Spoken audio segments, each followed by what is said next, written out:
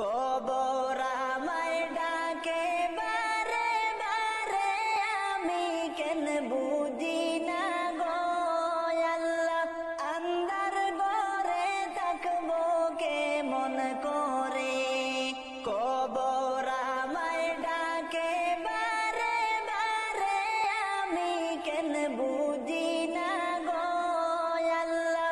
আন্ধার ঘরে থাকবো কেমন করে, আর আজরাইল আসিয়া যখন সামনে দাঁড়াবে, আজরাইল আসিয়া যখন সামনে